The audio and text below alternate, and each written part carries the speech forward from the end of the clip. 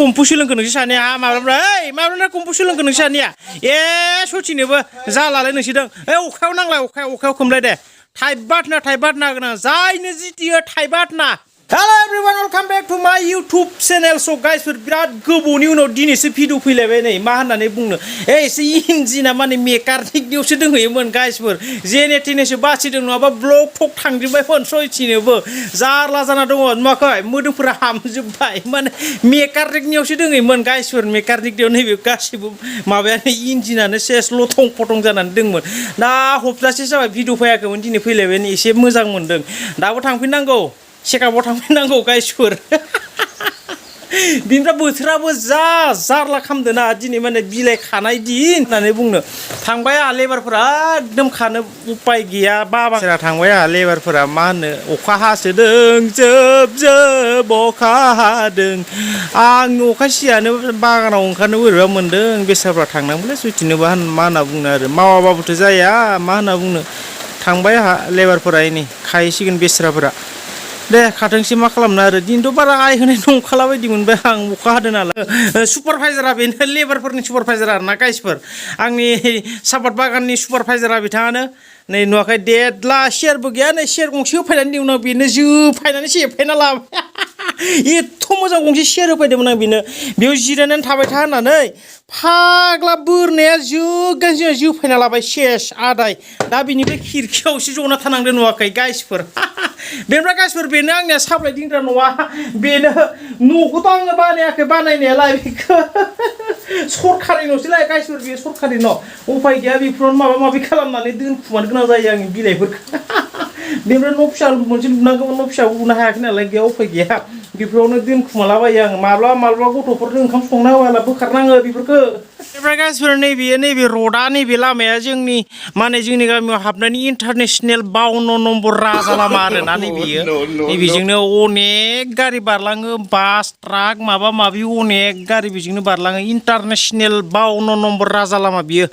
गाइसफोर नोंथांमोनाथ' सिगांनि आंनि भिडिअ नुखाबाय नालाय जोंनि गामिया एकदम नैबे हाजोजों एटाच आरोना नैबे हाजोनि ओरै बारनानै फालुपुं मोनो गाइसफोर फालुपुं अरुणाचल बर्डार बेखौ मोनो आरोना बे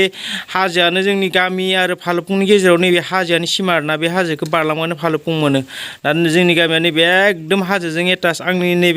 नै बागानाबो एक्सुवेलि बे बागाना आंनि नङा दे गाइसफोर नैबे बागानखौ आं माने कन्ट्रेक्टआवसो लादों आरोना बे बागानखौ आंनिया बागाना बेलेगावसो दङ बे बागानखौ आं कन्ट्रेक्टआव लादों बेनिफ्राय नैबे हाजोजोंनो एकदम नांजाबनाय नै एकदम खाथिथार आरोना एसे मोजां आङो माबा होफैबाय बेनो सियार होफैबाय जना था बेयावनो आरामै सुपारभाइजार फन होदों गाइसफोर बेनो हाला नुदों माबायदि जनांदों जोफायना लाबाय गाइसफोर डेनड्राइटसो सोबनाय ना मासो सोबनाय मिथिया जोफायना लाबायलै सयथिनोबो आयै नुदोंना एसे मोजां बिनिफ्राय जोफायनानै माने बन गैयिनि नैबेयाव अर सुनानै माने साहा फुंना लोंबायना आरोखि सेस आदाय नै बेफोरनोमोन माबा सेरनि माबाफोरा नै बाटाम बेफोरनोमोन जोफायसे सेस अर सुजोब्बाय फाग्लाफोरा साला आं गैयामोन ना फैथारा दिनै फैदों आङो नुफैबाय आं दिनै फैनाय नुफैबाय सेरा माथो सेसलै आदाय आथिं थोंनैल' दोङोसै सेस सयथिनोबो जारलासै जिराय नों बेटा बेयावनो बेनिफ्राय गाइसफोर आंनिया सुपारभाइजारा लेबारफोरखौ नैबे सियाराव गाखोना नायहरोनो आरो बिथिं माने बेयो गंसे न'सो नालाय स्कुल न' बे स्कुलाबो जोंहा एक्स फादारनि स्कुलमोनलै बेनिफ्राय लेबारफोरखौ नैथिं जेब्ला बिलाइ खायोना नैबे टेबोलनि सायाव सियार गंसे नैबेयाव गसंना नायहरोनो आरोखि लेबारफोरा सोर खारना खायाखै बेनिफ्राय जुदि सोरबाफोर खायाखैबो होख्रा हरसिगोन नामा नोङो होननानै लानानै ना थांनोबो हाया मानोबो हाया जाना थाबायब्रा अखायाबो नै माने इन्जिनफोरा मेकानिकनिफ्राय फैदानसो दा आरो अखा सियाबाबोथ' जारला जागोन ना ओरैबा ब्लक थांहां जानानै दंमोन देहाफ्रानो अबस्था गैयै जानानै दंमोन दा अखा हाना होबाय नै न'आव थांनांगौ दा 1 किल'मिटार गोजानाव अखा हानायखौनो मोजां मोनदों ना मा मोनदों मोजां मानि थाखाय मोजां दुब्लियाव दा एम्बु बुथारनो थाखाय मोजां जादों खालि बिना एम्बु बुथारनायल' नोंनि थाखायबा मोजां नंगौना नङा मोजां नंगौ मानि थाखाय मोजां एम्बु बुथारनो स' गाइसफोर बिथांमोना एम्बु रायख'गोन जा सयथिनोबो माब्ला अखा हानानै माने दै जमा जानानै एम्बु गाबगोन बेखौल' सानगासिनो आरोखि बिथांमोना लाबो नुदोंना बे गथ'नो नायलाय सब गय सफारि गोनजानै गाइसफोर गय सफारि फाथैया लाबो फाग्ला माने अदालगुरि डायमन्डआव थायो गाइसफोर बियो अदालगुरि डायमन्डआव हस्टेलाव थांबाथ' गय मोनजाला होननानै नुवाखै फुल माने थुम आया फाग्ला बे फाथै एसेनो जाया आंहा फाथैखौ नुवाखै एसेल' होबाय र' गाइसफोर गय जाना लाग्रिनि आं बुंबाय थायोना गय जानायजों माहाय प्रिं नांहैनायजों प्रिं नांनायजों जाबाय थायो अदालगुरि डायमन्डआव थायो दुनियानि गय जाखर नुदों टाइम इज नाउ अलमस्ट 4टा जाबाय ना 4टा जाबाय ओमफ्राय बोथोराव ओरैबायदि जोब अखा हादोंमोन नै मा होनना बुंनो एकदम माने रेनकटजों लाबजों गाननासो नै साप्लाय खानाया दा जोब्बाय दायो माने लांनांसिगौ आरोखि ना र' साप्लायखौ एसे देखायनो दिनै बेसेबां हाखो बारा गैयामोन लेबारा खैजोनमोनलाय ओइ सुपारभाइजार लेबारा खैजोनमोनलाय साब्रै लेबारजों बेसेबां खानो हाखो दिनै नोंथांमोननो देखायनोसै आङो साब्रै लेबारजों माने बेसेबांखिनिखौ खानो हाबाय आरोना बेग मोनब्रै बेग मोनसेयाव मथा मथि 27आथ' हाबदों खोमा बेग मोनसेयाव 27 केजि हाबदों आरोना नैबेयावथ' 30 हाबदों बायदि मोनदां बिराद टाइट जाबाय बियो बे मोनब्रैखौल' हाबाय आरोखि दिनै साब्रैजों अबे गैया आरो बेसेथो हानो दा माने लांनोसै बेखौ गारियाव सुनानै थिखोहरनांगौ माने ससाइटिनि नालाय ससाइटियावनो थांगोन खामानिया होमबासो सल्भ जागोन बिराद खस्थ' मा होनना बुंनो बर्थमान सापात खेथियाव ना गाइसफोर सापात खेथियाव मा होननानै बुंनो दा बेखौ साब्रै मानसिजों बेग मोनब्रै खानानै होबाय दा साब्रै मानसियाव बेग मोनब्रै खाना होबायबा दा माने आधा जायो आरोखि हाजिराफोरनो आधा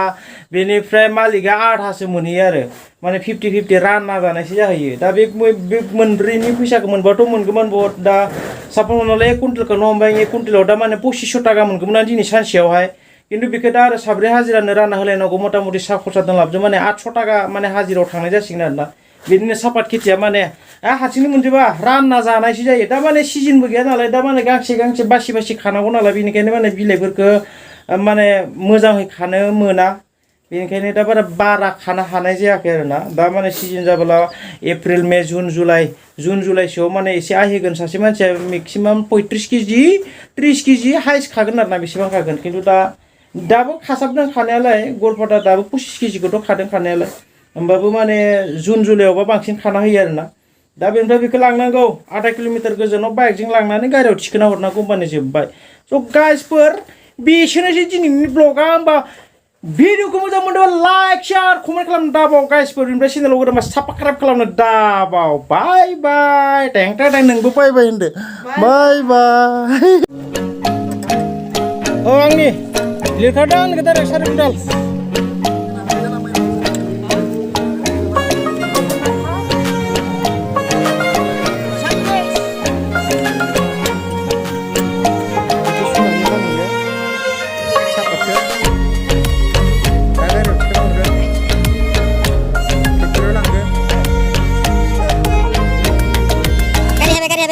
मोनफैसिगोन थिखोना गारि फैबाय हा नोंनिखौ सुखागोन र'